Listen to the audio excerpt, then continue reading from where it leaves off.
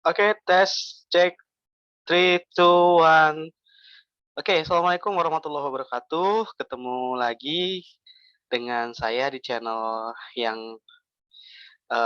kalian sudah rindu-rindukan. Sudah lama sekali kita tidak berjumpa, kurang lebih 3 sesi tidak bertemu di channel Love is Chemistry. Nah, di sesi hari ini, kali ini adalah sesi terakhir sebenarnya di pertemuan terakhir di semester ini, di mana materi khusus yang akan saya sampaikan ini adalah materi yang sangat menentukan. Kenapa dikatakan menentukan? Karena memang jika materi ini bisa kalian kuasai, bisa kalian pahami dengan sangat baik, maka kalian tidak akan pernah kesulitan untuk menyelesaikan soal-soal kimia, di mana sebenarnya materi ini adalah materi yang menunjukkan klasifikasi tersendiri dari kimia. Apa sih materinya? Dan kenapa sih dikatakan ini spesial? Karena memang uh, ini adalah identitas tersendiri dari buat apa namanya buat kimia. Fisika punya, ya kan, rumus dan hitungan. Matematika juga punya rumus dan hitungan. Dan sekarang sudah saatnya belajar kimia pun juga harus ada rumus dan hitungan. Karena materi yang kali ini adalah materi yang dikatakan matematika kimia atau dikatakan kimianya matematikanya kimia gitu dikatakan ya. Dan kita langsung saja. Oke, saya share screen terlebih dahulu. Nah, ini dia. Oke.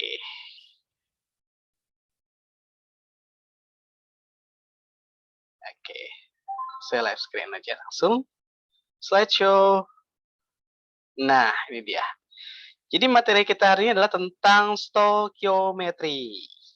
Apa itu stoikiometri? Nah, apa saja ruang lingkupnya? Jadi kalau boleh dikatakan, stoikiometri ini adalah ruang lingkup dari kimia, salah satu cabang ilmu kimia.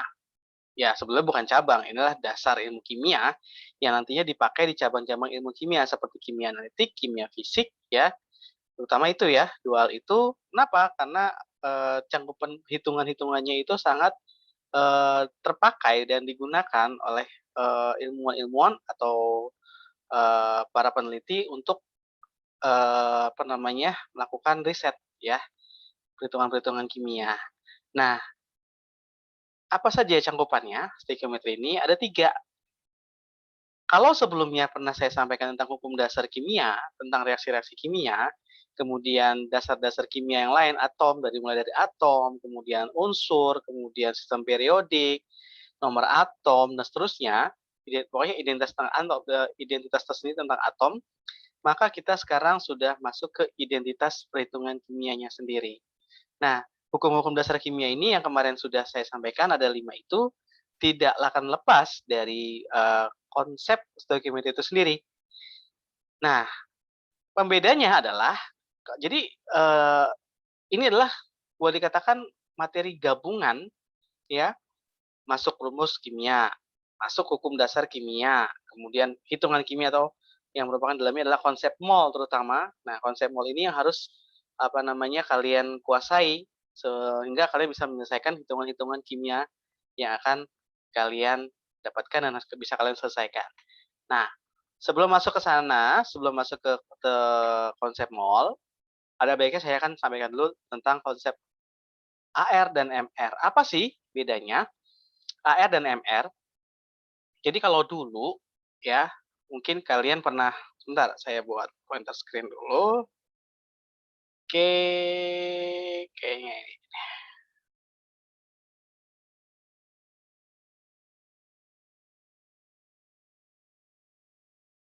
Nah, pink colornya red. Nah, jadi kalau dulu kalian bicara tentang atom atau unsur yang berdiri sendiri, dulu kalau bicara tentang simbol-simbol atom, simbol-simbol unsur, yaitu ada A, Z, ya kan? Kita bicara tentang suatu unsur atau suatu atom, maka A itu adalah identitas yang menunjukkan nomor atom. Ya, maaf, massa atom relatif. Sedangkan Z adalah menunjukkan identitas nomor atom. Nah, massa atom relatif ini yang digunakan sebagai sebagai apa? Identitas apa namanya? Perhitungan kimia. Sedangkan fungsinya ya, itu untuk perhitungan kimia, yaitu stoichiometry. Sedangkan kalau nomor atom digunakan untuk mencari konfigurasi, mencari letak unsur atau atom di sistem periodik unsur atau di tabel periodik unsur ya. Nah, bedanya apa antara AR dan MR? Kalau AR ya, ini dia berlaku untuk satu atom atau satu unsur. Jadi standing alone, berdiri sendiri. Di mana massa satu atom ini relatif ya, setara dengan 1/12 massa atom C12. Nah, sedangkan kalau molekul, ya namanya juga molekul. Molekul adalah penggabungan atau bergabungnya dari satu senyawa atau penggabungan beberapa unsur menjadi satu senyawa atau senyawa jatuh menjadi satu molekul gitu ya. Nah, boleh dikatakan gabung gitu ya, menjadi suatu molekul, artinya ada beberapa unsur yang bisa bergabung, masing-masing punya identitas AR, dan secara nggak langsung AMR adalah penjumlahan dari AR atau penjumlahan dari massa atom relatif yang dimiliki suatu atom yang bergabung membentuk suatu molekul atau senyawa. Contoh misalkan kita punya hidrogen sama oksigen. Hidrogen punya AR masing-masing ya, oksigen juga punya AR masing-masing. Hidrogen AR-nya 1, oksigen AR-nya 16. Kalau digabung menjadi H2O, senyawa atau molekul air, H2O, ada 2 atom H dan 1 atom O. Sehingga boleh dikatakan MR-nya adalah 2 kali atom H, 2 kali ARH, yaitu 2 kali 1, ditambah dengan 1 kali atom O, yaitu 16. Jadi total MR-nya sama dengan 18. Pun, massa satu molekul ini dikatakan setara juga dengan 1/12 massa atom C12. Cuma ada catatannya tadi, bahwa si AMR ini adalah jumlah aljabar atau jumlah penggabungan dari AR, dari atom-atom yang menyusun suatu molekul. Ya, kalau massa molar nanti, ya itu ibaratnya untuk 1 mol zat itu setara dengan AR atau MR dikali 1 gram tiap gramnya. Dikatakan massa 1 mol zat ya. Baik, saya perjelas lagi perbedaannya. Di sini ada konsep hitungan AR dan MR, di mana kalau AR dia hanya ARX atau unsur X sendiri, maka hitungannya adalah sama dengan massa rata-rata atom X, satu atom, ingat di sini satu atom, ya, dibagi dengan 1/12, nah ini udah rumus baku ya, dikali massa satu atom C12. Sedangkan kalau MR, ini adalah penggabungan dari beberapa unsur atau atom. Nah, X dan Y, perlu kalian perhatikan, X dan Y ini adalah indeks atom. Nanti X dan Y ini wajib kalian kalikan kelipatan jumlah dari jumlah atom yang digunakan. Kalau X ini 2, ya berarti 2 kali A. Kalau X ini 3, ya 3 kali A. Sedangkan kalau Y sama, kalau Y ini 2, ya 2 kali B. Kalau Y ini 5, ya 5 kali B. Seperti itu. Sehingga nanti massa rata-rata untuk MrAXBY sama dengan massa rata-rata atom, massa rata-rata satu molekul AXBY dibagi dengan 1/12 massa atom C12. Sama sebetulnya, hanya bedanya di atas. Ya, yang atas satu atom, yang bawah satu molekul. Lalu, di mana maksudnya ini adalah tadi penjelasannya bahwa sebenarnya MrCAXBY ini adalah ini loh yang saya maksud tadi. Ya, penjelasannya adalah di sini. Di mana MrAXBY sama dengan X, indeks ARA, gitu ya, indeks atom A dikali dengan ARA, ditambah indeks atom B dikali ARB. Dan seterusnya. Apa kalau ada C, D, E, dan seterusnya? Ya, tinggal jumlahkan aja berapa unsur atau berapa atom yang bergabung di situ. Dan perlu diingat juga bahwa 1 SMA itu setara dengan 1,66 kali 10 pangkat min 24 gram, yaitu nilainya setara dengan 1/12 massa atom C12. Berarti dikatakan boleh kalian ganti ini nanti setara dengan 1,66 kali 10 pangkat min 24. Ya, seperti itu. Nah, kalau ditanya berapa sih kalau satu SMA itu berarti kan 1/12-nya. Maka kalau satu atom, ya tinggal 12-nya tinggal kita kalikan. Sehingga bisa dikatakan setara dengan 12 SMA. Seperti itu. Ya. Oke. Ini contoh soalnya. Nah, kita langsung masuk contoh soal aja. Biar nggak kaget. Oke, biar nggak kaget. Jadi di sini diketahui, satu atom karbon isotop 12, C12 ya, itu masanya sudah ketahuan, masanya adalah 2,04 kali 10⁴ sedangkan massa, dan massa satu atom X-nya itu 6,8 kali 10⁻⁻⁷. Ingat, yang ini adalah massa X, satu atom X, yang ini adalah massa isotop C12, satu atom C12. Sehingga kalau dimasukkan dalam konsep rumusan yang tadi, ditanya kan, maka tentukan massa atom relatif si X atau ARX, sehingga diperoleh seperti ini. Masukkan aja, tinggal substitusikan dengan dalam rumus-rumus yang tadi dikasih ya. Gampang banget nih, tinggal 6,8 kali 10⁻⁻⁷ dibagi dengan 1/12 kali 2,04 kali 10⁻⁻⁷. Ini kalau ditanya hitung-hitungannya ya tinggal colet-molet. Nah, gampang banget kan kalau matematika udah jago mainnya, oke banget lah. Easy go, easy yo. Iya kan? Nah, tinggal kalian dapatkan 6,8 dibagi dengan 1/12 kali 2,04. Hasilnya adalah 6,8 kali 12 dibagi 2,04. Cincai lah.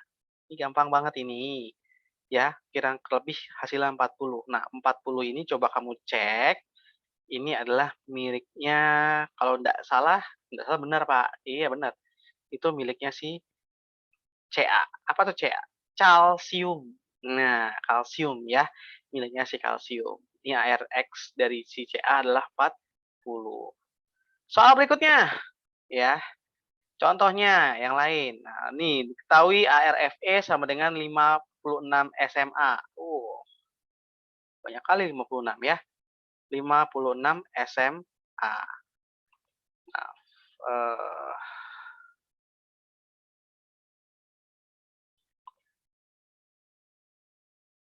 56 SMA dan massa satu atom C12-nya 2 kali 10⁻⁻³ gram. Tentukan massa, hati-hati nih. Yang diminta adalah 10 atom besi. Jadi yang diminta 10 atom besi. Apa yang nggak diketahui? Yang nggak diketahui adalah massa rata-rata satu atom. Iki piro, ya kan? Ini yang nggak diketahui, ya kan? Sedangkan AR-nya yang 56 SMA ini masuk ke sini nanti, ya. Sedangkan yang C12-nya, ya, ini nanti masuk kemari. Tuh, udah khatam mah gampang, ya kan? Jadi kalau dimasukkan hasilnya langsung deh nih. Dapat untuk satu atomnya, yaitu hasilnya adalah 56 SMA dikali 1/12 kali 2,4-3 gram per SMA. Sehingga diperoleh hasil satu atom, khusus untuk satu atom saja, yaitu 9,3 kali 10⁻⁻22 gram. Yang diminta berapa tadi? 10. Cus lah. Alhasil dari 1, 10 ya tinggal kalikan 10. Jadi 10 dikali 10 dikali 9,3 kali 10⁻⁻22 hasilnya adalah 9,3 kali 10⁻⁻21. Oke. Pusing ya? Pusing. Berbusa nih ngomongnya ya. Lanjut. Nah. Lanjut. Lanjut aja, Pak. Iya. Oke. Nah, ini mah gampang. Sambil merem juga bisa ya. Bisa salah maksudnya, bisa coret-coretan. Oke, kalau ini diketahui ARH1, ARC12, ARN14, dan ARO16. Tentukan MR-nya. Ini mah tinggal substitusikan aja. Tapi ingat, hati-hati kalian jangan lengah dengan jumlah atomnya atau jumlah indeks atom yang ada di senyawa tersebut. Contoh HNO3. Nah, di sini berarti H-nya ada 1 biji ya. N-nya juga ada 1. Terus O-nya ada 3. Jadi boleh dikatakan MR-nya HNO3 adalah 1 dikali ARH-nya 1 ditambah 1 kali ARN-nya 1 yaitu 14 ditambah 3 kali ARO-nya 16. Jadi 1 ditambah 14 tambah 48. Hasilnya adalah 63 ya. Oke, soal berikutnya gampang. Bisa kamu lihat di sini H2CO3 berarti H-nya 2. Berarti 2 dikali ARH ditambah 1 kali ARC dan ditambah dengan 3 kali ARO. Nah, ini yang salah di sini. Ini adalah seharusnya H2CO3 bukan NHNO3 lagi ya. H2CO3. Tapi prinsip substitusinya udah benar ini. 2 kali 1 ditambah 1 kali 12 ditambah 3 kali 16. Hasilnya adalah 60, 62. Seperti itu ya. Oke, oke. Kok 62 ya, Pak? Bukannya 63 juga ya? Coba kita hitung lagi. 2 tambah 12. 2 tambah 12, 14, Pak. 14 tambah 48, iya 62. Benar ya? Oke. Lanjut. Nah, konsep berikutnya adalah konsep tadi, kalau kalian ini sudah selesai di sini, di AR dan MR, tidak ada pertanyaan, maka kalian bisa masuk ke jembatan mol. Mol. Mol. Jembatan mol ini adalah konsep terpenting yang harus kalian kuasai. Ya, kenapa? Karena jembatan mol ini adalah unitnya, boleh dikatakan unit transisi yang dipakai untuk mengubah satuan yang ada di sini ya. Contohnya massa, volume, konsentrasi, dan jumlah partikel. Kita ngubahnya untuk apa ya boleh dikatakan? Ya namanya juga jembatan ya. Boleh dikatakan jembatan itu ya yang menjembatani, yang menghubungkan, gitu kan? Yang menghubungkan antara unit yang satu dengan unit yang lain. Dalam hal ini, unit-unit satuan yang biasa digunakan di kimia. Nah, saya letakkan mol ini, mol itu simbolnya N kecil, mol atau N kecil ini, ya, jika kalian ingin mengubah satu unit atau satu satuan ke unit yang lain, misal, kamu ingin mengubah massa menuju ke jumlah partikel, ya, atau dari massa ke volume. Apa saja yang harus kalian lakukan? Kalau dari massa ke jumlah partikel, ya, harus lewat mol dulu.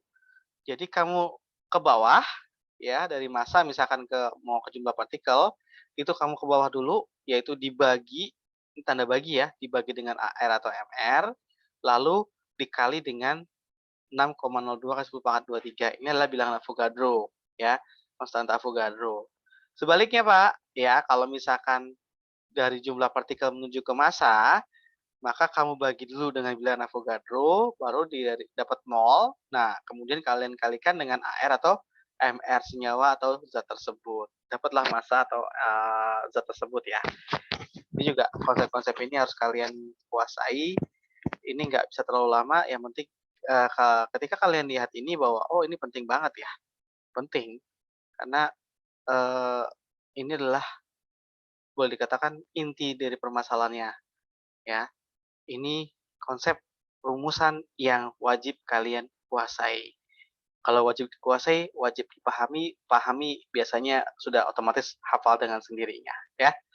Jadi kalau mol ke massa tinggal kali atau bagi ARMR, kalau ke jumlah partikel tinggal kali atau bagi dengan bilangan Avogadro. Nah, yang agak berbeda adalah kalau dari mol ke volume. Masalahnya ada kondisi-kondisi yang harus dipahami. Ada kondisi ideal, ya, ada kondisi STP, oke, dan ada kondisi RTP atau P dan T tertentu. Nah, di sini tolong dipahami untuk gas-gas ideal, unitnya sama nih kayak di fisika nih. PV sama dengan nRT, ini rumusannya, ya. Dengan kondisi STP, ini harus ada di soal tuh cantumkan 0 derajat Celcius dan 1 atm. Sehingga rumusnya itu nanti begini. Untuk mencari volume sama dengan N atau mol dikali dengan 22,4 liter per mol. Nah, kalau di sini gas ideal, molnya ada di sini nih. Ini molnya nih. Ya. P adalah atmosfer, tekanan, V adalah volume, N adalah mol, R adalah konstanta R yang nilainya adalah 0,082 liter atm mol -1, Kelvin -1 atau dari Celsius -1, dan T adalah temperatur. Boleh pakai Kelvin, boleh pakai Celsius. Sedangkan satu lagi adalah kondisi P dan T tertentu atau RTP, boleh katakan seperti itu, kita gunakan perbandingan. Sebenarnya ini adalah rumus turunan. Turunan dari yang mana? Turunan dari sini. Kita membandingkan 2 mol gas ya yang kita bandingkan secara langsung. Sehingga kalau P dan T-nya sama, tertentu ini tinggal dicoret P dan T-nya, kita punya perbandingan N atau mol sama dengan ya, maaf R ya, boleh dikatakan si R-nya konstan sama gitu, maka N1/1 ya, itu idealnya seperti itu. Nah, berikutnya ada konsentrasi. Di sini konsentrasi ada 3 yang biasa kita mainkan. Ada molaritas, M besar, ada molaritas M kecil, dan ada kadar zat atau persen. Kenapa saya nggak tuliskan massa itu dengan M kecil dan kita kesepakati bahwa massa kita tulisnya adalah gram atau G. Ini akan berbeda lagi dengan di fisika. Di fisika G ini adalah gravitasi, gitu ya. Kalau di sini gram atau massa. Jadi kamu harus mulai hafal unit-unitnya, nggak boleh mengganti-ganti unit-unit yang sesuai dengan keinginan kalian, jangan. N-nya harus kecil, ya kecil. Kalau ini volume L-nya harus besar, ya besar. Jadi kudu, wajib, mesti sesuai dengan apa yang disampaikan. Ya, supaya kalian mudah untuk mengikutinya. Nah, molaritas 1 M besar ini rumusnya adalah gram per mR dikali 1000 per mililiter. Kalau kalian lihat gram per mR di sini, nah, ada nggak hubungan antara gram per mR? Gram dibagi dengan mR itu sama dengan mol. Jadi disinilah molnya nih. Ya, inilah molnya. Jadi mol sama dengan gram per mR dikali 1000 per mililiter. Pak, ini kenapa 1000 per mililiter? Ini konversi. Jika yang dipakai ya sampelnya itu dalam bentuk mililiter. Tapi kalau dalam bentuk liter, tinggal kamu dengan mudahnya tinggal aja mol dibagi dengan 1 liter atau mol dibagi dengan liter. Tapi karena kalau sampelnya dipakai mililiter atau kecil ya, sedikit gitu ya jumlahnya dalam kapasitas laboratorium, maka rumusan ini lebih cocok untuk digunakan ya. Bedanya apa dengan molalitas? M kecil orang cadel ya, sorry, bukan menghina. Tapi molalitas pakai M kecil sama, ini juga mol. Bedanya di mana? Bedanya di sini nih, yaitu nih kalau tadi di sini sampelnya biasanya larutan, maka di sini ada mililiter. Tapi kalau molalitas di sini adalah gram pelarut yang dipakai. Hati-hati, gram di sini gram pelarut, gram yang di sini adalah gram zat terlarut yang di sini. Ya, ini kamu tulis boleh gram Z gitu ya. Gram zat terlarut ini adalah gram pelarut. Beda karena larutan itu terbagi atas 2 komponen, yaitu komponen pelarut dan komponen zat terlarut ya. Jadi kalau molalitas ini yang dihitung adalah sebenarnya konsentrasi zat terlarutnya dalam suatu sistem larutan. Makanya dikatakan di sini mol dibagi dengan 1 kilogram atau mol dikali dengan 1000 per gram per larut. Oke. Nah, di sini juga saya sampaikan kadar. Kadar ini tinggal persen X sama dengan A dikali ARX dibagi dengan MRX ya, dikali 100%. Jadi ini gambaran secara umumnya adalah kalau kamu punya sampel X, misalkan anggap ya, apa ya paling gampang ya, ya gampangnya gini aja, hitunglah jumlah anak laki-laki yang ada dalam kelas, seperti itu. Kalau sedangkan kelas itu kan terdiri atas jumlah laki-laki dan perempuan. Nah, komponen X adalah komponen laki-laki. Berapa jumlah laki-laki? Nah, A-nya adalah jumlah laki-lakinya. Si laki-laki AR-nya punya tersendiri. AR laki-laki berapa rata-rata misalkan. Nah, MRX inilah jumlah komponen ada di kelas tersebut, yaitu ada laki-laki dan perempuan dijumlahkan ya. Seperti itu. Wah, sudah panjang ini. Nah, kalau saya pribadi paling suka selain menguasai ini dikuasainya gampang kok. Gampang banget menguasainya. Syaratnya cuma satu, yaitu sering latihan. Sering melihat soal-soal dan variasi soal yang ada di apa namanya, buku-buku atau soal-soal latihan secara online lah, boleh dikatakan seperti itu. Nanti, kalau kalian sudah paham, ada jurus pamungkasnya yang bisa dipakai, karena gini, kembali ke awal, ada 3 konsep dasar ini, ya, 3 konsep dasar ini saling berhubungan. Nah, ketika saling berhubungan ini, ada satu jurus pamungkas yang sangat unik, bisa dipakai, ya, jurus pamungkas to the bone, ya, I want you to the bone. Nah, apa sih jurus pamungkasnya? Yaitu perbandingan koefisien akan sama dengan perbandingan mol dan sama dengan perbandingan volume. Ini pamungkas banget. Saya paling suka dengan konsep ini. Kenapa? Eee, dengan kata lain bahwa namanya juga pamungkas, jurus paling tinggi lah gitu ya. Ini bisa sangat, apa ya, kondisi yang nggak ideal dan ideal pun bisa dipakai sebetulnya. Jadi maksud dari rumus pamungkas ini adalah gini, koefisien misalkan kamu membandingkan 2 zat atau 2 senyawa lah, boleh dikatakan seperti senyawa A dan senyawa B atau zat A sama zat B. Sehingga kamu bisa dapatkan bahwa koefisien zat A ini akan berbanding, perbandingan koefisien zat A dengan B setara atau sebanding dengan molnya zat A banding molnya zat B dan akan berbanding secara lurus juga dengan volume zat A dengan volume zat B. Ini akan saya tunjukkan bahwa ini bisa digunakan secara, konsep tanpa harus, memasukkan hal-hal ideal yang lain gitu. Jadi langkah-langkah yang ada di sini, langkah-langkah pengerjaan ini bisa secara mudah dirangkum lah dengan konsep koefisien tadi, konsep koefisien dibanding dengan konsep mol dan banding dengan konsep volume, seperti itu ya. Oke, kita main dulu. Ini contoh-contohnya. Tolong, jangan dilewatkan dan tolong kalian harus kerjakan ini. Kenapa? Karena, ya ini, ladang ladang yang harus kalian olah gitu ya.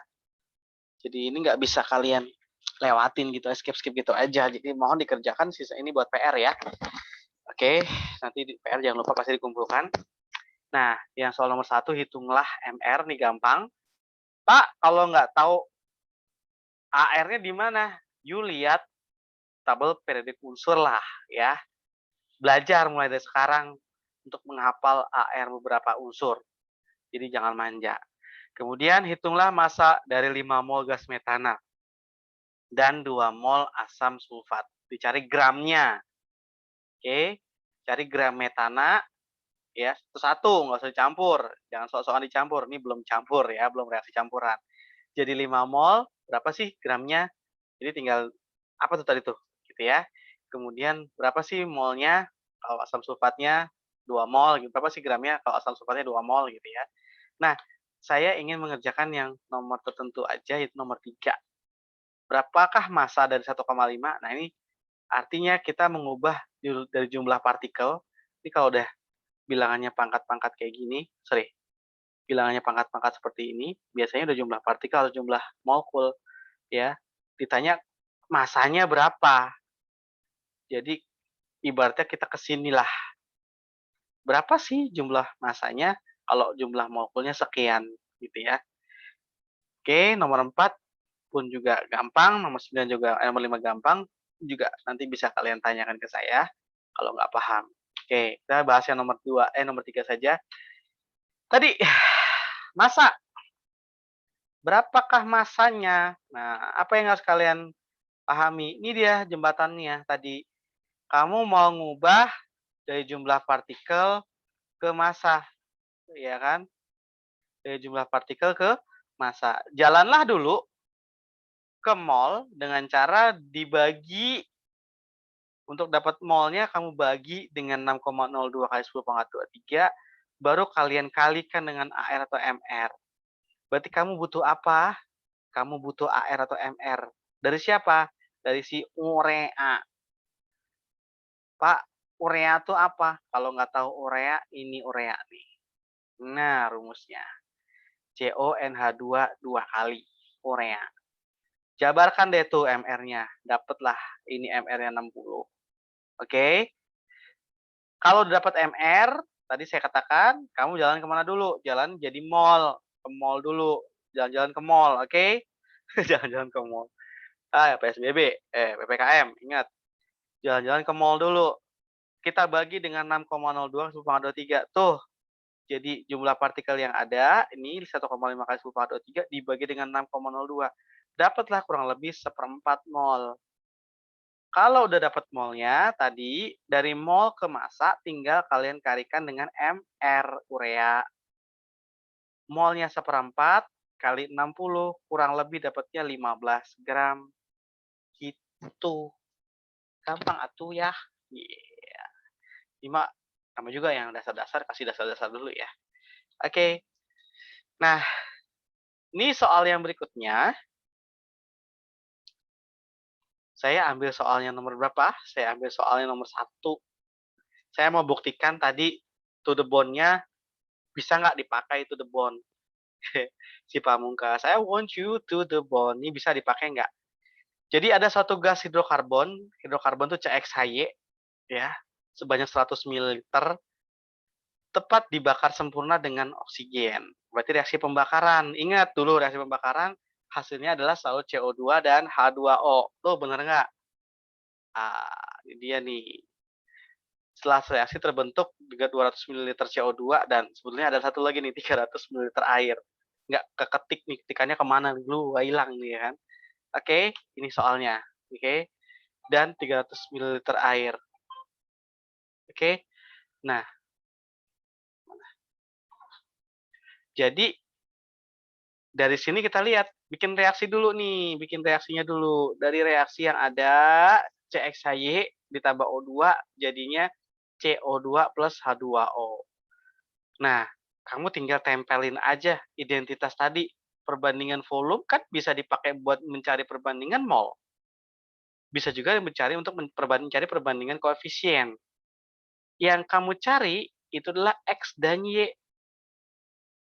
Karena identitas X dan Y ini menunjukkan jumlah atom C dan jumlah atom H yang dapat menentukan nama dari senyawa tersebut. Ya, oke, langsung aja kita tempel. Ini 100 katanya, ya kan? Oksigennya 3,5, 350. CO2-nya 200, H2O-nya 300. Dengan menggunakan perbandingan mol dan volume, maka ini yang kita cari. Ini nggak usah nih. Ini coret aja nih. Tutup dulu ya. Oke. Oke. Iya. Nah, dapatlah 100 dibanding 3,5 banding 200 banding 300 diperkecil, ya kan? Dengan cara dia apa? Dibagi atau dikali dengan berapa? Dikali dengan 1/50. Iya nggak? Dikali dengan 1/50. Dapatlah perbandingan terkecilnya segini nih. 2/7/4/6. Sok, balik lagi kemari. Oh, ini adalah perbandingan volume. Boleh dong, berarti kita menjadikan perbandingan koefisien. Boleh. Makanya jadinya begini. Koefisien itu letaknya di depan rumus molekulnya. Jadi 2CXHY ditambah 7CO2, maaf 7O2, menjadi 4CO2 ditambah 6H2O. Ih, gile gampang banget ya. Kalau udah paham mau gampang. Nah, nanti seperti yang sudah-sudah dulu ya pernah saya ajarkan untuk mencari persamaan penyetaraan reaksi. Dikombinasikan saja. Jadi kalau saya mau, ini kan udah setara nih, anggapannya koefisien ini adalah koefisien yang dicari yang sudah setara. Yang kamu cari X dan Y. Ya udah kayak dulu lagi ya kan. 2X, 2 dikali X, ya kan, ditambah ada nggak komponen C di sini? Karena X ini milik si C, nggak ada. Berarti tambah 0 sama dengan 4 kali C. Nah, dapatlah nih. Jadi 2X sama dengan 4. Hasilnya adalah 2. Jadi C-nya ada 2 nih. Si X-nya 2 ya. Nah, berikutnya si Y. 2Y ya kan sama dengan 12. Y 12 karena H-nya ada 6 di sini. 2H dikali koefisien jadi 12. Dapatlah si Y sama dengan 6. Nah, maka diperoleh senyawa karbon tersebut adalah langsung di sini ya, C 2H Berapa H-nya tadi? H6. Iya, gampang toh? Ini adalah gas etana. Etana, ya. Ini adalah gas etana atau C2H6. Ini kita belajar hidrokarbon di semester 1 kelas 11 kalau kita ketemu ya. Baik, jadi ini sama ini satu contoh-contoh yang bisa diterapkan di permainan stoikiometri ya. Jadi tolong dikerjakan nomor 2 dan 3 dilanjutkan.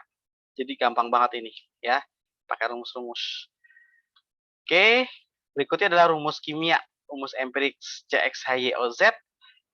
Sama sebetulnya, tadi pakai perbandingan mol, perbandingan koefisien, bisa dipakai untuk perbandingan berat. Jadi yang saya mau tekankan di sini adalah sebenarnya ini, bahwa rumus molekul itu adalah N kali rumus empirik, di mana N-nya ini adalah kelipatan, ya, kelipatan. Maksudnya kelipatan gimana sih, Pak? Jadi, kalau tadi C2H6 misalkan kita pakai, ini adalah rumus molekul, kalau dia lengkap. Loh, ini adalah apa? Rumus molekul, ya, rumus molekul. Kenapa? Karena lengkap, tidak memiliki perbandingan terkecil. Tapi kalau mau dapat rumus empiriknya, kamu ubah C, H, 3, dalam kurung, 2 kali. Iya nggak? C, H3, dalam kurung 2 kali. Nah, yang mana rumus empirisnya? Inilah rumus empirisnya. Nih, ini adalah RE-nya. R, E, ya, gitu. Sehingga rumus molekul adalah RE dikali kelipatannya.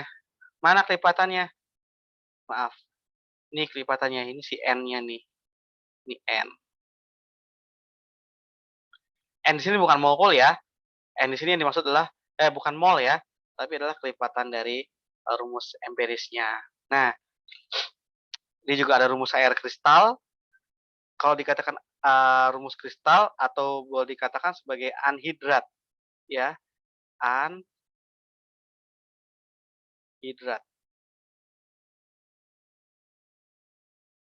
Jadi sebetulnya garam yang masih mengandung air kristal gitu ya, yang dibekukan atau diuapkan, dikatakan seperti itu. Cara mencari rumusnya ini. Jadi kalau misalkan anhidrat NaCl 2H2O, biasanya dicari adalah ini, 2 ini atau 5 ini. Biasanya dicari ya. Nanti ada soal-soal seperti itu tinggal dikerjakan saja. Oke, pakai rumus empirik, rumus molekul. Nah, ini contohnya. Silahkan kalian kerjakan. Kalau nggak ngerti baru tanyakan. Otomatis tuh. Satu mewakili rumus empirik, satu mewakili rumus air kristal.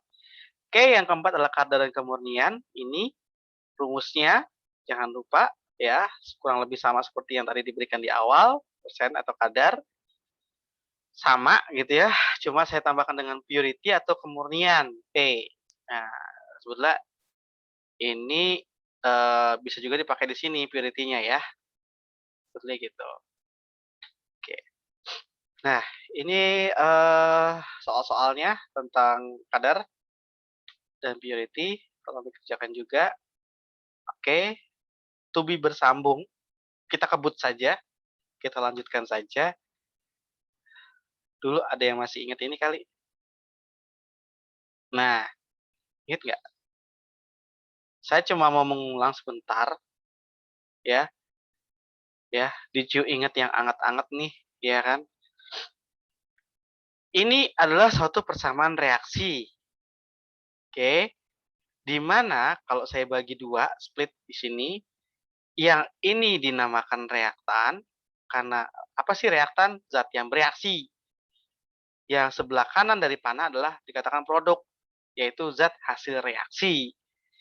Jangan lupa A, B, C, D ini punya koefisien nih yang kecil-kecil, A kecil, B kecil, C kecil, D kecil yang warna hijau-hijau. Inilah koefisien spesies senyawa kimia. Tadi kalau bisa dikerjakan dengan konsep to the bone tadi, ini bisa dicari ya. Kemudian AB adalah spesies senyawa reaksi atau reaktan. Dengan CD adalah spesies senyawa produk. Ini diingat. Kenapa? Dalam menuliskan suatu reaksi kimia atau persamaan reaksi, ini komponen dasar yang harus kalian tahu. Kalau ini nggak ada, kalau belum ini bisa kalian bentuk, belum bisa kalian tuliskan, dijamin kamu nggak akan bisa menyelesaikan suatu persamaan atau suatu hitungan atau suatu suatu apa namanya soal-soal stoikiometri yang ada gitu ya. Nah, di definisi lain sebetulnya saya ingin masuk ke sini. Oke, perhitungan kimia sederhana dan reaksi campuran. Apa sih? Jadi kalau didefinisikan perhitungan itu perhitungan kimia adalah secara definisi berarti perhitungan jumlah zat terlibat dalam reaksi baik reaktan maupun produk ya, di mana hanya salah satu mol saja yang diketahui. Ini minimum hanya boleh salah satu saja yang diketahui. Kalau perhitungan sederhana ini digunakan untuk memudahkan. Jadi dalam komponen perhitungan kimia sederhana ya, perhitungan reaksi kimia ini ada yang namanya nanti reaksi pembatas. Ya, reaksi pembatas ini dapat dijadikan kunci untuk melihat mol mana atau mol zat yang mana yang dikatakan sebagai mol pembatas atau yang membatasi suatu reaksi yang terlibat gitu. Nah, ini ya. Jadi reaksi pembatas adalah dalam satu reaksi apabila ada reaktan yang habis seluruhnya, tapi ada juga yang tersisa. Nah, hal yang tergantung ini dari perbandingan mol zat yang bereaksi. Nanti saya tunjukkan mana sih yang dikatakan sebagai mol pembatas, ini kan hanya definisi saja. Jadi fungsinya adalah dia membatasi, ya, membatasi. Kalau reaksi ini habis si pembatasnya, maka reaksi selesai, berhenti. Tapi kalau belum habis pembatasnya atau masih terus, berarti dikatakan reaksi tidak dapat berhenti. Oke? Yang penting adalah kalian harus tahu cara untuk menentukannya. Cara menentukannya adalah dengan cara melihat, membandingkan ya mol reaktan nih, mol reaktan dengan koefisien reaksi yang setara. Opo iki maksudnya? Bikin perbandingan lagi, Pak? Ya, easy. Jadi tinggal mol dibagi dengan koefisien doang, itulah intinya. Contohnya bagaimana? Nih contohnya nih. Jadi dari soal sebetulnya awalnya soal ini tidak memiliki reaksi. Soal ini nggak ada reaksinya. Reaksinya harus kalian bikin sendiri. Nah, ini aja udah dibikinin masih salah nih. Fe ditambah Fe ya, besi ditambah dengan HCl menghasilkan seharusnya apa? Di sini bukan 2 HCl, tapi Fe apa? FeCl2.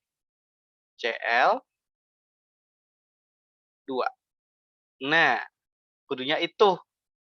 Salah nih, bukan 2 HCl ya, tapi FeCl2 ditambah dengan hidrogen. Jadi reaksi antara logam besi dengan HCl, apabila suatu unsur logam direaksikan dengan asam, akan menghasilkan garam plus gas hidrogen. Itu prinsipnya. Hafal? Iya. Harus? Iya. Gitu ya. Nah, di soal diketahui 5,6 gram besi direaksikan dengan HCl berlebih. Bapak kek, berapa ya? Gitu ya. Ditanya lagi, berapa jumlah volume gas hidrogen yang dihasilkan? Gampang. Di dalam reaksi tadi yang diketahui hanya gramnya besi. Dari gram ini bisa kamu dapat apa? Semua harus dirubah dalam bentuk mol. Sekali lagi, konsepnya adalah konsep mol. Jadi semua informasi ubahlah dalam bentuk mol. Itu kuncinya. Ya wes, jadikan dia mol. Gimana caranya? Tinggal gram dibagi dengan AR, 5,6 dibagi dengan 56 hasilnya adalah 0,1. Ini molnya siapa? Ini molnya Fe. Ya kan? Berdasarkan rumus tadi to the bond, anggaplah reaksi ini sudah sempurna, sudah setara, sudah apa namanya, setimbang gitu ya, maka perbandingannya bisa dipakai nih. Perbandingan apa, Pak? Perbandingan antara mol dengan koefisien. Loh, iya kah? Iya. Karena kalau di sini tadi, ya kan, perbandingan mol dengan koefisien ini bisa dipakai. Nih, mana tuh? Nih, rumus ini yang dipakai bawah tuh, ya. Koefisien dengan mol. Kenapa, Pak, harus koefisien dengan mol? Karena kamu butuh apa? Butuh yang namanya ketika kamu disuruh mencari mencari siapa? Volume gas hidrogen, lah kamu butuh molnya hidrogen dong. Lah mol hidrogen ini dari mana? Kamu bandingkan dari molnya si Fe. Mol Fe-nya dari mana? Dari masanya si Fe. Gitu loh. Dari massa Fe dapat molnya Fe 0,1. Cek langsung koefisiennya Fe dengan koefisiennya hidrogen berapa? Di sini kebetulan 1, di sebelah sini juga 1. Kalau nggak ditulis berarti nilai 1 ya. 1:1. Artinya, kalau Fe-nya 0,1 mol, maka hidrogennya juga 0,1. Tuh, nih. Gampang. Yang ditanya RTP. Tinggal dikali dengan 24, sebenarnya 24,6 ya. RTP itu 24,6. Jadi tinggal dikali pengalinya 24,6. Ya dapatnya 2,4 liter. Seperti itu. Bukan STP ya, tapi RTP di sini. Kalau STP beda, dikalinya dengan 22,4. Tapi kalau RTP 24,6. Ingat-ingat tuh bedanya, ya. Oke, soal yang lain. Nih, sama. Dari soal cerita kamu turunkan dulu bentuk reaksinya. Kalsium karbonat dipanasin, hasilnya CO2. Apakah CO2 doang? Hasilnya adalah garam CaO, kapur, ya kan? Kapur dihasilkan dengan jadi kapur gitu ya. Kalsium karbonat dipanaskan jadinya CaO plus CO2. Cek, sudah setara belum? Lagi-lagi, reaksi sudah setara belum? Nah, kalau sudah setara, silahkan. Kamu punya perbandingan koefisien sama mol nantinya dengan mudah. Butuh apa dulu? Butuh gram untuk mencari mol. Pak, yang dipakai gram yang mana? Lah kamu butuhnya apa? Berapa persen kemurnian? Gini ceritanya. Saya punya kalsium karbonat sebanyak 60 gram. Tapi ketika dipanasin kok cuma hasilnya CO2-nya hanya 11 gram. Apa yang terjadi? Yang terjadi adalah, coba kalian lihat, ketika perbandingan koefisien 1:1:1, ada satu keanehan. Kenapa cuma 11 gram ya? Berarti si CaCO3 ini tidak dalam bentuk murni seutuhnya kalsium karbonat. Ada campuran-campuran lain yang total jumlahnya jadi 60 gram. Nah, CO2 di dalamnya itu hanya 11 gram. Artinya, boleh dikatakan CO2 ini nanti digunakan sebagai pembanding ya, kemurnian antara CaCO3 yang murni ya dibagi dengan sampel 60 tadi, sampel awal. Dapatlah, caranya gimana? Cari molnya CO2 dulu, ini molnya dapat ya. Mol CO2 0,25 seperempat. Kalau udah, cari gramnya CO3, CaCO3 dengan apa? Tadi perbandingan mol lagi. Perbandingan mol CaCO3 dengan CO2 adalah 1:1. Hasilnya adalah sama, berarti ketika kamu dapatkan molnya si CO2 seperempat, iya molnya CaCO3 juga seperempat. Gitu kan? Dari sini baru dapat gramnya CaCO3. Ini adalah mR-nya CaCO3, ini adalah molnya CaCO3, maaf ya, CaCO3 yang diperoleh dari perbandingan koefisien dengan mol si CO2. Dapatlah 25 gram. Oh, ternyata 25 gram yang dihasilkan, yang dipanaskan tadi. Loh, berarti sih ini nggak murni? Iya, tinggal persen kemurniannya aja kamu cari. 25 dibagi 60 hasilnya 41,7% kemurniannya. Seperti itu. Wah, capek banget ya dengerin saya ngomong doang. Oke, ini tadi penjelasan yang lain, saya mau masuk ke sini aja. Iya benar ini, limiting agent ya. Nah, nih, Pak, kalau ada 2 senyawa bereaksi dan masing-masing punya identitas yang masing-masing bisa dicari molnya. Apa yang harus dilakukan? Itu cirinya. Saya punya soal di sini 0,12 gram gas hidrogen. Nah, dimasukkan ke dalam satu tabung yang berisi 1,4 liter gas nitrogen, ya kan? Katanya tentukan massa gas amonia. Jadi kalau nitrogen sama hidrogen itu ditabungin jadi satu, bereaksi menghasilkan amonia NH3. Gitu ya. Oke, yang penting adalah kalian harus bikin yang namanya komponen. Nah, komponen apa, Pak? Ini komponennya nih. Oke, ini kalau saya beginikan. Nah, iya, gitu ya. Nih, saya bagi di sini. Ini adalah mol mula-mula. Mula-mula tulisnya M. Boleh kamu bikin gitu. Bereaksi. B boleh, R boleh. Sisa atau setelah reaksi MBS. Saya lebih suka menyebutnya MBS atau MRS boleh. Gitu ya. Nah, di soal ini mula-mula informasinya ada 0,06 mol. Pak, dari mana? Nah, molnya si hidrogen ini dari mana? Dari sini nih. Molnya hidrogen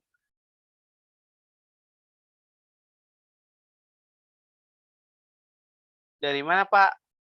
Ini anggapannya dia ya begini. Mol sama dengan gram per mr. Jadi 0,12 dibagi berapa? 2. Karena RH kan 1. Hidrogen kan H2. Jadi dibagi 2. Sama dengan berapa? Sama dengan 0,06. Tapi ingat, di sini informasi nggak cuma satu. Kamu punya gas nitrogen 1,4 liter. Ya. Anggapannya ini kita anggap saja STP, standar temperature and pressure, ya. Boleh ya? Oke. Kalau berdasarkan STP tadi kalau untuk mencari mol, molnya N2 ya. Karena mol sama dengan volume dibagi dengan 22,4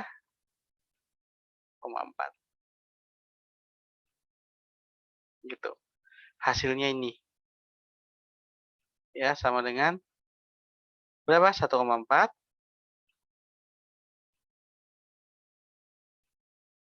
dibagi dengan 22,4.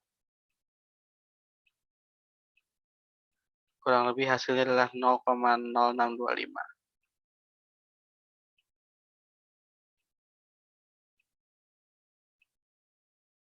Oke, ya. Nah, lihat.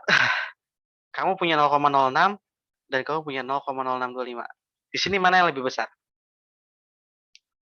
Tampak di sini yang lebih besar adalah si N2 atau nitrogen. Tetapi ketika kita jadikan dia ketika kita ingin menentukan mana sih ya jadi reaksi pembatas, ini saya bagi 2, kolom kirinya itu adalah reaksi yang H2 sama N2 dan sebelah kanannya adalah produk ya. Sebelah kiri reaktan, sebelah kanan produk. Nah, pada saat ini kamu ingin menentukan mau reaksi, bagi antara mol dengan koefisien. Nih, ini 0,06 dibagi dengan 3. Dapatnya sekitar 0,02. Dah, ini 0,0625 dibagi dengan 1. Sehingga mol pembandingnya si nitrogen ini jauh lebih besar daripada molnya si hidrogen sehingga inilah yang digunakan sebagai pembatas limiting. Ini limitednya di sini ya. L-nya di sini. Jadi 0,06 adalah pembatasnya. Jadi kalau dia pembatas harus dikurangkan. Ingat reaktan itu selalu berkurang. Produk itu terbentuk selalu bertambah ya. Ini konsepnya yang harus tahu. Nah, sebelah kiri, karena dia limited, si H2 kudu habis. Supaya habis, kamu kurangkan dengan si nilai yang sama, yaitu 0,06. Karena si 0,06 adalah pembatasnya, jadi harus habis. Nah, dari sini, ini kan 0,0625 nggak boleh utak-atik, karena kondisi awal, reaksi, dan sisa ini akan beda. Ketika kamu membandingkan mol di reaksi, ya harus kamu bandingkan mol yang ada di reaksi.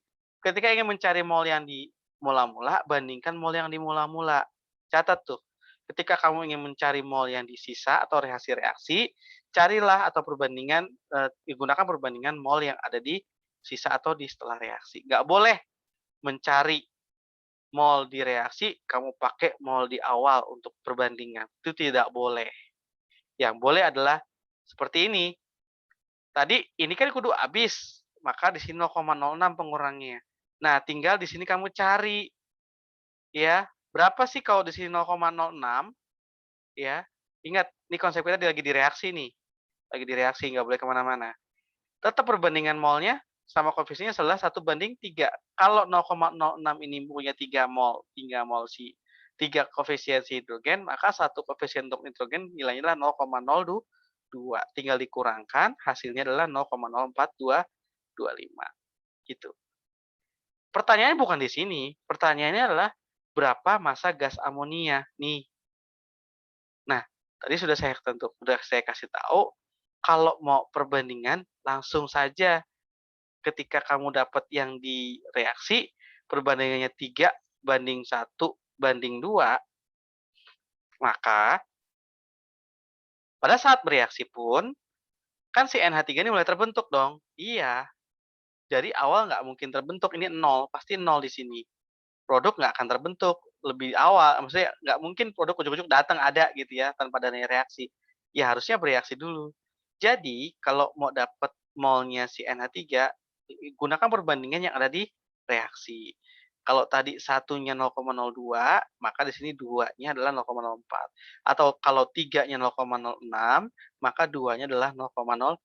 Bikin perbandingan saja, ya. Dapatlah di sini 0,04, tinggal diturunkan, dijumlahkan 0, ditambah 0,04, hasilnya 0,04. Sehingga massa atau gram amonia yang terbentuk, tinggal kali dengan MR-nya. Ini MR ya.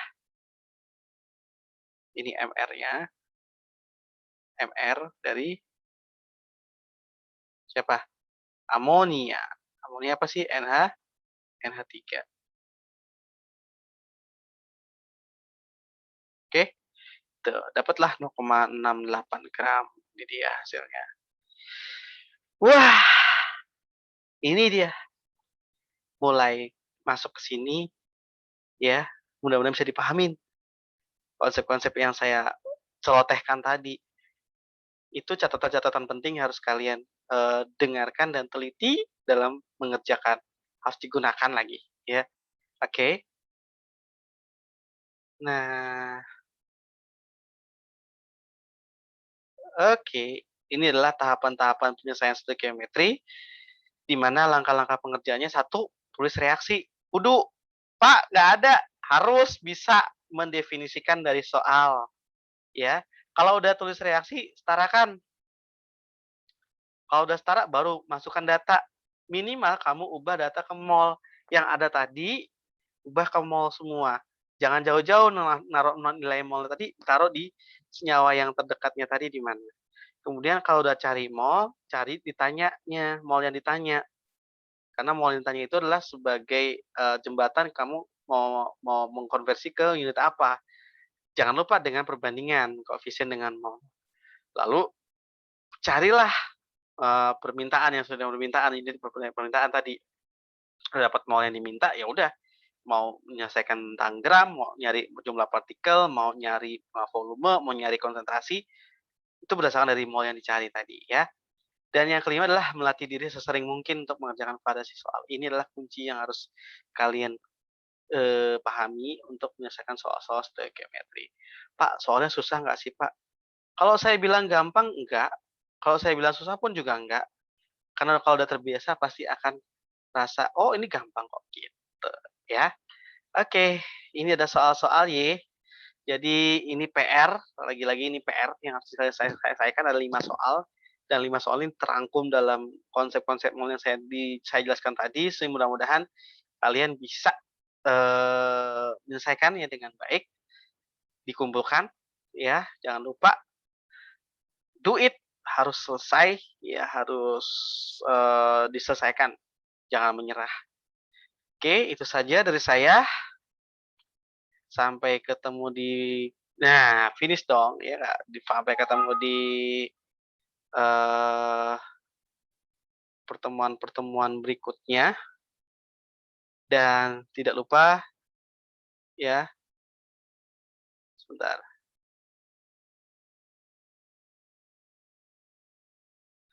tidak lupa, saya ingin mengucapkan minal aizin wal faizin. Wah, tidak lupa saya ucapkan minal aizin wal faizin, mohon maaf lahir dan batin, ya, karena kita berada di penghujung bulan Ramadan dan di penghujung pula, semester genap. Saya mohon maaf atas segala kekhilafan, mohon maaf atas segala kekurangan dalam memberikan pembelajaran, dalam menyampaikan materi, dan saya harap, kalian mau, mengulangnya, ya karena, eee, ketika kalian sudah masuk IPA, kalian nggak bisa memilih, apa namanya, memilih-milih ya. Sebetulnya pilihan itu ada, kalian mau oh suka kimia oke, suka biologi oke, suka fisika oke, suka matematika oke. Tapi, silakan mempertimbangkan pilihan-pilihan tersebut ketika kalian ingin melanjutkan ke dunia perkuliahan. "Pak, saya ingin melanjutkan ke teknik kimia," harus kuasai kimianya.